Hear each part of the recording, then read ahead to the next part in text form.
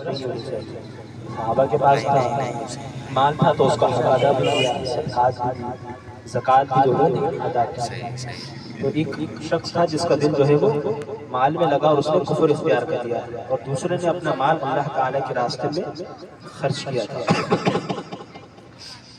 اس مومن نے اسے سمجھانے کی کوشش کی کہ اللہ نے تجھے ایک نطفے سے پیدا فرمایا ہے، اللہ نے تجھے دولت عطا فرمائی ہے، اس پر تجھے اللہ تعالیٰ کا شکر ادا کرنا چاہیے اور اس پر ماشاءاللہ لا قوت الا باللہ کہنا چاہیے. یعنی اللہ کوئی نعمت سے نوازے تو پھر ماشاءاللہ لا قوت الا باللہ کہنا چاہیے، اس پر شکر ادا کرنا چاہیے. لیکن اس کے دماغ میں یہ تھا کہ میرے پاس دولت موجود ہے اور یہ ہمیشہ رہے گی. اس کو احساس اس وقت ہوا جب اللہ رب العزت نے نعمتوں کو چھین لیا اور یہ خالی ہاتھ رہ گیا.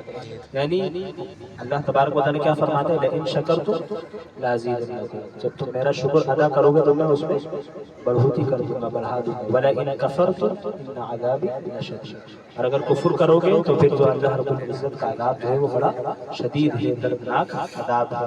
تو نعمتوں کا شکر ادا کرنا ہے. تو فرعون نہیں رہا جو آدھی دنیا پر حکومت کرتا تھا، جس نے جنت بنانے کی دعوت کی، اور کتنے موتی زیورات ہیرے ساری دنیا کی اس کے پاس جو ہے وہ نعمتیں تھیں، اس کے پاس بڑی دولت تھی، لیکن وہ نہیں رہا. تو ہر کافر کو بھی پتہ ہے کہ مرنا تو ہے، اور یہ دولت بھی اللہ تبارک و تعالیٰ کی طرف سے جب اللہ چاہے جس سے چاہے اس حال میں عطا فرما سکتا ہے. مال و دنیا کی زینت. اس کے بعد گزشتہ دو آیات المال والبنون زینت الحیات الدنیا والباقیات الصالحات خیر عند ربک ثوابا وخیر املا. گزشتہ آیات میں دو شخصوں کا قصہ بیان کیا تھا، جن میں سے ایک نے دنیا کے مال و اسباب سے دل لگایا تھا، اللہ تعالیٰ کو بھلا دیا تھا. اب یہاں سے مال و اسباب اور اولاد کی بے ثباتی کو بیان کیا جا رہا ہے کہ یہ چیزیں صرف دنیا کی زیب و زینت ہیں، ان سے محبت اور دل لگی کے بجائے نیک اعمال کو اختیار کرنا چاہیے جنہیں بقا حاصل ہے. باقی رہنے والے کلمات سے اعمال صالحہ مراد ہیں، جیسے 5 وقت بعد جماعت نمازیں ہیں، اور اس کے علاوہ نیک اعمال اور ذکر و اذکار ہیں، جیسے سبحان اللہ والحمدللہ اور جو دل کا ذکر ہے. تو دل، یہ جو اولاد کو بھی جو ہے وہ آزمائش بھی کہا گیا، اور مال کو بھی جو ہے وہ کہیں جو فتنہ بھی کہا گیا، انما اموالکم واولادکم فتنہ، کہ یہ جو مال ہے، یہ جو اولاد ہے، تمہارے لیے فتنہ ہے. کیونکہ بعض اوقات جو ہے بندہ ادھر آ کے جو ہے وہ برائی کو موڑ دیتا ہے، اور کبھی جو ہے یہ مال، جس کے پاس مال نہیں ہوتا تو وہ کئی گناہوں سے بچ جاتا ہے، جس کے پاس جو ہے وہ مال ہوتا ہے تو وہ گناہوں میں مبتلا رہتا ہے. تو یہ بھی ایک جو ہے اللہ تبارک و تعالیٰ کی نعمت ہے. اگر کسی کے پاس نہیں ہے نا تو شکر ادا کرے کہ اللہ نے زیادہ مال سے بچائے رکھا ہے کہ ہم دیگر خرافات میں پڑ جاتے ہیں. اس کے بعد حضرت موسیٰ اور حضرت خضر علیہ السلام کا قصہ ہے.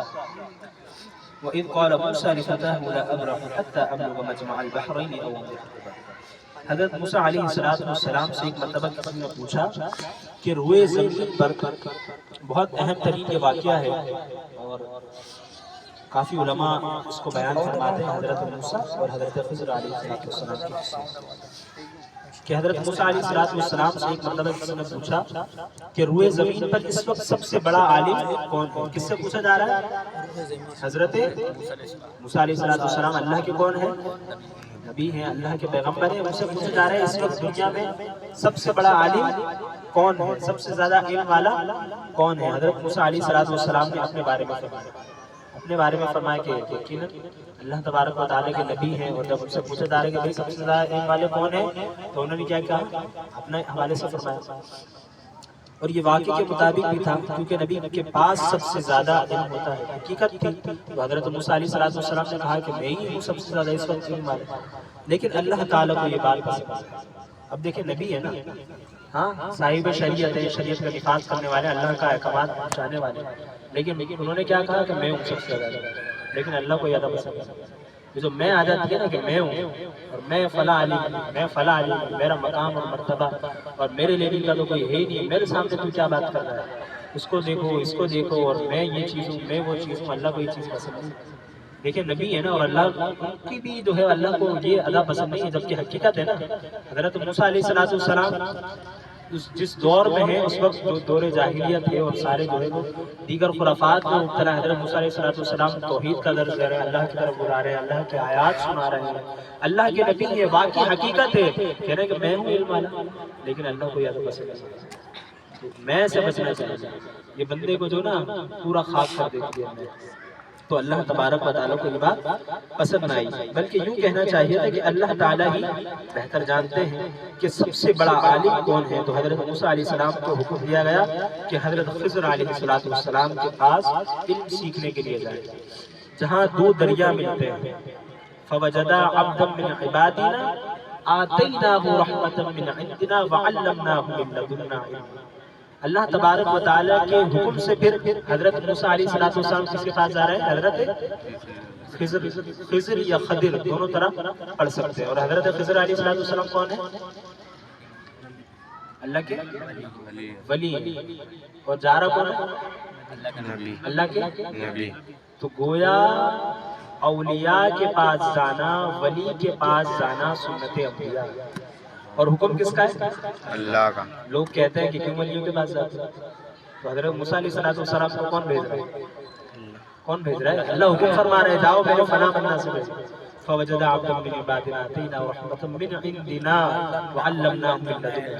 ایک علم ہوتا ہے جو بندہ کتابوں کے ذریعے حاصل کرتا ہے، پڑھتا ہے، اداروں میں جاتا ہے، داخلہ لیتا ہے، اور ایک خاص علم ہوتا ہے جو اللہ تبارک و تعالیٰ اپنے خاص بندوں کو دیتا ہے، اسے علم لدنی کہا جاتا ہے۔ وہ ہم نہیں سمجھ سکتے وہ کیفیت کیا کیفیت ہے، اللہ تبارک و تعالیٰ انہیں عطا فرماتا ہے۔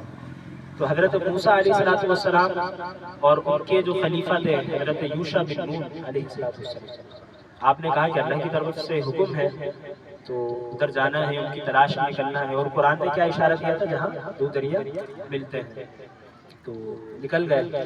جب ظاہر سی بات ہے بندہ سفر کرتا ہے تو سازو سامان بھی لیتا ہے، تو انہوں نے کھانے کے لیے ایک مچھلی لی، اسے کاٹا، اسے بھونا، اس پہ مسالہ لگایا اور اپنے ساتھ رکھ لی کہ سفر میں ضرورت پڑے گی۔